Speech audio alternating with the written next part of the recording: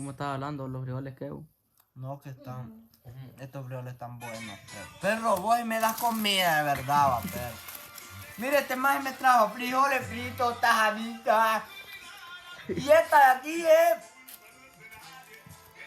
Quesillo. ¿Cómo que se llama este? Cuajada, botón. Me trajo cuajada y. Y este huevo. Y huevito, mi perro.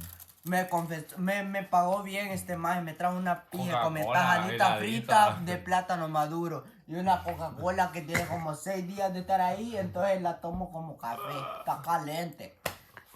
Gracias, mi perrito. Gracias, perro. Gracias, dame la mano, perro. Puta, me anda una pija de hambre. Está fea, pero Es como 10 días y comer.